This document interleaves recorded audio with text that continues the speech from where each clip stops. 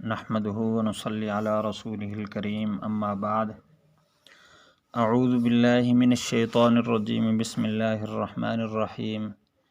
ان هؤلاء متبر ما هم فيه وباطل ما كانوا يعملون قال اغير الله ابغيكم الها وهو فضلكم على العالمين۔ بے شک یہی لوگ ہلاک ہونے والی ہے وہ چیز جس میں یہ پڑے ہوئے ہیں، اور باطل ہے وہ عمل جس کو یہ انجام دے رہے ہیں۔ موسیٰ علیہ السلام نے فرمایا، کیا اللہ کے غیر کو تم تلاش کرتے ہو بطور الہ کے، حالانکہ تمہیں اللہ تعالیٰ نے تمام جہان والوں پر فضیلت عطا فرمائی ہے۔ پچھلی آیت میں اللہ تعالیٰ نے حضرت موسیٰ علیہ السلام کی قوم کی نجات کا تذکرہ فرمایا، اور اس کے بعد پھر جب یہ قوم آگے چلی تو دیکھا ایک قوم کو کہ وہ بچھڑے کی پوجا کر رہی ہے، تو انہوں نے کہا موسیٰ علیہ السلام کو، اے موسیٰ علیہ السلام ہمارے لیے بھی اس طرح کا کوئی الہ تلاش کرو۔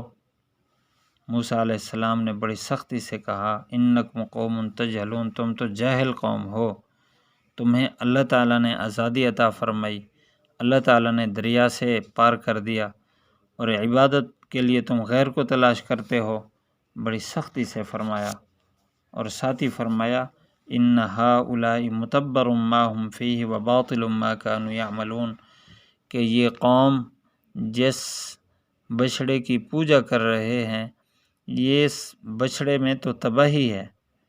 یا یہ مطلب ہے کہ جس کام میں یہ لگے ہوئے ہیں یہ کام تو تباہی میں ڈالنے والا ہے۔ ظاہر بات ہے کہ جب اللہ کو چھوڑ کر اللہ کے غیر کے سامنے جھک رہا ہے،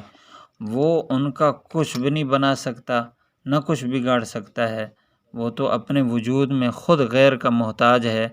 تو ایسی صورت میں جو اس کے سامنے جھکا ہوا ہے، تو اس نے اللہ کو چھوڑا جو رب سب کچھ کرنے والا ہے، اس کو ناراض کیا، خیر سے محروم ہو گیا، اور جس کے سامنے جھکا ہوا ہے وہ کر کچھ نہیں سکتا، تو یہ تو تباہی کے راستے پر ہے۔ اس نے تو مستقبل میں اپنے آپ کو آگ میں ڈالنے کا ایک راستہ اختیار کیا ہے۔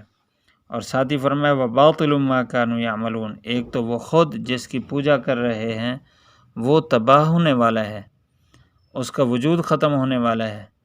اور یہ جو عبادت والا فعل ہے یہ خود بھی باطل ہے، اور جو چیز باطل ہو وہ کبھی انسان کو نفع نہیں دیتی، وہ تو نقصان ہی دیتی ہے۔ اور موسیٰ علیہ السلام نے مزید فرمایا، اغیر اللہ ابغیکم الہا، کہ تم اللہ کے علاوہ کی کوئی الہ تلاش کرتے ہو، حالانکہ اس نے تمہیں تمام جہان والوں پر فضیلت عطا فرمائی۔ دیکھیں اللہ تعالیٰ نے ساری کائنات کو انسان کی خدمت پر لگایا ہے، ساری کائنات، ہر قسم کی دھات، ہر قسم کے پودے، ہر قسم کے جانور کسی نہ کسی درجے میں انسان کی خدمت میں ہیں، اور جو خادم ہوتا ہے وہ تو ادنا ہوتا ہے، مخدوم اعلیٰ ہوتا ہے، تو اللہ تعالیٰ نے تو ساری مخلوق پر اس کو اعلیٰ کر دیا انسان کو۔ اب انسان اپنے ماتحت یعنی اپنے سے ادنا مخلوق میں سے کسی کو سجدہ کرے تو یہ تو عقل کے خلاف ہے، اور انسانی فطرت کے بھی خلاف ہے۔ انسانی فطرت کا تقاضا یہ ہے، فطرت یہ کہتی ہے کہ اس ذات کے سامنے جھکنا چاہیے جو کسی کے محتاج نہ ہو، اس ذات کے سامنے جھکنا چاہیے جو سراپا محسن ہو، احسان ہو۔ تو اس نے تو ہمیں وجود بخشا ہے، اس نے ساری کائنات کو ہمارے لیے بنایا ہے، اور ساری کائنات کو چلا رہا ہے، اور ہر خیر اور شر اس کے قبضے میں ہے۔ تو جس کے اندر یہ صفات ہیں اس کے سامنے جھکنا چاہیے، چاہے جائے کہ آدمی کسی غیر کے سامنے جھکے اور اس کی عبادت کرے۔ اس لیے اللہ تعالیٰ نے سب سے بڑا جو ظلم ہے وہ شرک کو قرار دیا، ان الشرک لظلم عظیم، اس لیے کہ اللہ تعالیٰ نے عقل عطا فرمائی، پھر اللہ تعالیٰ نے پیغام بھیجے انبیاء علیہ السلام کے ذریعے، ان کے ورثاء کے ذریعے سے۔ اب انسان عقل کو بھی استعمال نہ کرے اور اللہ کے پیغامات کو بھی نہ سنے اور اپنی فطرت سلیمہ طبیعت جو ہے اس کے بھی خلاف کرے، یہ تو انسانی فطرت کے بھی خلاف ہے، انسان انسانیت سے نکل جاتا ہے۔ اس لیے وہ پھر مخلوق کے سامنے سجدے کرتا ہے، کیونکہ مخلوق سے بھی بدتر ہو گیا۔ قرآن مجید میں اللہ تعالیٰ نے فرمایا کہ یہ جو انسان ہے جب صحیح راستے سے ہٹتا ہے تو اولئک کل انعام، یہ تو جانور کی طرح ہو جاتا ہے، بل ہم اضل، اس سے بھی گر جاتا ہے، اس لیے کہ جانور پھر بھی اللہ تعالیٰ کی حمد و ثنا میں لگا ہوا ہے، اور جس ظاہری مالک کا وہ کھا رہا ہے اس کی مان بھی رہا ہے، اس کی فرما برداری بھی کر رہا ہے، اس کے دروازے پر بھی رہتا ہے، اسے دروازے سے بھاگتا نہیں ہے۔ ایک انسان ہے کہ جس کو رب کھلا رہا ہے اور یہ دوسروں کے دروازے پر جاتا ہے جو سراپا محتاج ہیں، اپنے وجود کو باقی رکھنے میں بھی محتاج ہیں۔ ایک روایت میں ہے، حضرت ابو واقد لیثی رضی اللہ تعالی عنہ حضور صلی اللہ علیہ وسلم کے ساتھ غزوہ حنین میں تھے، کہتے ہیں ہمارا گزر ایک جگہ ہوا جہاں بیری کا درخت تھا اور لوگ اس کو مقدس خیال کر کے اس کے سامنے جھکتے تھے اور اپنے جنگ کے جتنے آلات تھے، تیر ہے، کمان ہے، نیزہ ہے، جو کچھ ہے وہ اس کے ساتھ لٹکاتے تھے۔ لٹکاتے اس لیے تھے کہ اب یہ برکت والے ہو جائیں گے، ہم ان کے ذریعے اب فتح پائیں گے، اور اس درخت کو ذات انوات کہا جاتا تھا۔ جب لوگوں کا اس کے بارے میں عظمت احترام دیکھا تو بعض ساتھیوں نے حضور صلی اللہ علیہ وسلم کو یہ بات کہی، اجعل لنا ذات انوات، اے اللہ کے رسول ہمارے لیے بھی کوئی ذات انوات بنا دیں جیسے ہم تبرک حاصل کریں اور تلواریں لٹکایا کریں۔ آپ صلی اللہ علیہ وسلم نے فرمایا سبحان اللہ،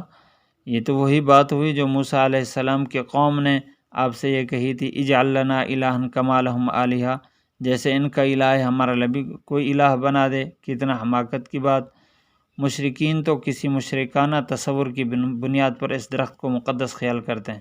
لیکن تم بھی انہی کی مشابہت اختیار کرنا چاہتے ہو۔ حضور صلی اللہ علیہ وسلم نے غصے سے یہ بھی فرمایا کہ تم بھی پہلے لوگوں کے نقش قدم پر چلنے کی کوشش کرو گے، اور پھر آپ نے یہی آیت کریمہ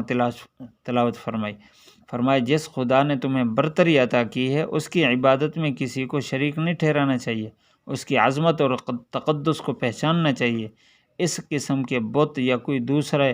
ماڈل بوقت عبادت سامنے رکھنا اس کے تقدس کے منافی ہے۔ اللہ کے سامنے جھکے، اللہ ہی کا تصور لے کر اس کے سامنے اس کے تصور سے جب سجدہ کیا جائے، جھکا جائے، تو اس کی لذت اور مزہ بھی کچھ اور ہے۔ اللہ تعالی ہم سب کو عمل کی توفیق نصیب فرمائے۔ ہمیں اس آیت سے جو سبق مل رہا ہے، اس وقت ہمارے معاشرے میں بھی اس طرح کے فتنے، فساد اور اس طرح کی غیر اللہ کی پوجا، کوئی درخت کے سامنے جھک رہا ہے، کوئی قبر کے سامنے جھک رہا ہے، کسی نے کڑے پہنے ہوئے ہیں اور اسی کو سب کچھ سمجھ رہے ہیں، کسی نے انگوٹھیاں پہنی ہوئی ہیں اسی کو سب کچھ سمجھ رہے ہیں کہ یہ سارے ہمارے مسائل حل کرنے والے ہیں۔ تو اللہ تعالیٰ کی ذات پر یقین کرنا چاہیے، خیر عطا کرنے والا وہی ہے اور شر کے فیصلے اسی کی طرف آتے ہیں۔ حضرت عبداللہ ابن عباس رضی اللہ تعالیٰ عنہ کا قول ہے، آپ صلی اللہ علیہ وسلم نے فرمایا کہ ایک دفعہ آپ صلی اللہ علیہ وسلم نے مجھے کئی دفعہ متوجہ کر کے، حالانکہ میں متوجہ تھا، آپ نے فرمایا تمہارا اول آخر ظاہر باطن خشک تر سارا جمع ہو کر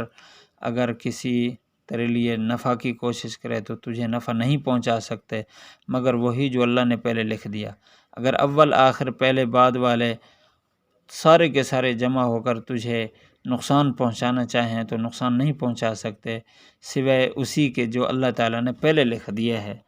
تو اللہ کی ذات پر یقین رکھنا ہماری ذمہ داری ہے، ایمان کے لیے ضروری ہے۔ جب اللہ کی ذات کا یقین ہو تو اللہ کا تصور بھی ہمیشہ رہتا ہے، پھر اللہ تعالیٰ کی محبت بھی دل میں آتی ہے۔ اللہ تعالیٰ ہم سب کو عمل کرنے کی توفیق نصیب فرمائے۔